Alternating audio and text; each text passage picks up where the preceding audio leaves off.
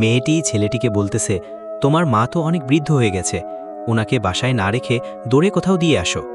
এই কথা শুনে ছেলেটি প্রচুর রেগে যায় এবং তাদের মধ্যে প্রচুর ঝগড়া হয়। এক পর্যায়ে ছেলেটি তার মাকে বাসা থেকে বের করে দিতে বাধ্য হয়। বৃদ্ধা এই কথা শুনে কান্নায় ভেঙে পড়ল। এক পর্যায়ে ছেলেটি বৃদ্ধাকে নিয়ে অজানা উদ্দেশ্যে রওনা দেয়। বৃদ্ধা তখন প্রচুর কান্না করতেছিল। ছেলেটি বৃদ্ধাকে সাথে করে গাড়ি নিয়ে বেরিয়ে পড়ে। শহর পেরিয়ে গ্রামে চলে গেল। ছেলেটি গ্রামের নদীর পাড়ে একটি কুঁড়ে ঘর দেখতে পেল। ছেলেটি বৃদ্ধাকে নদীর পাড়ে কুঁড়ে ঘরে রেখে যাওয়ার সিদ্ধান্ত নেয়। বৃদ্ধা মনে মনে ভাবে, যেই ছেলেকে জন্ম দিয়ে প্রতিষ্ঠিত করে বড় করে তুললাম, আজ সেই ছেলেই আমাকে একা ফেলে চলে যাচ্ছে। এই ভেবে বৃদ্ধা খুব কষ্ট পায়। ছেলে তার মাকে একা রেখে চলে আসে। কি করুণ কাহিনী। এদিকে একটি কিউট কুকুর বৃদ্ধার অসহায়ত্ব দেখে দ্রুত দৌড়ে বৃদ্ধার কাছে আসে এবং বৃদ্ধাকে বলে, আপনি চিন্তা কইরেন না, আমি আপনার পাশে আছি।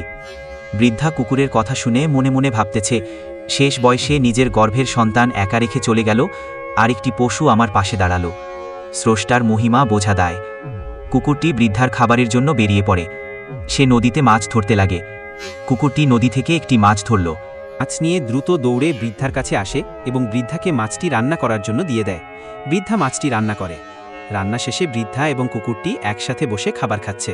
আসলে পৃথিবী বড়ই নিষ্ঠুর। যার জন্য জীবনের সবকিছু ত্যাগ করবেন, একসময় সেই আপনার সাথে বেইমানি করবে।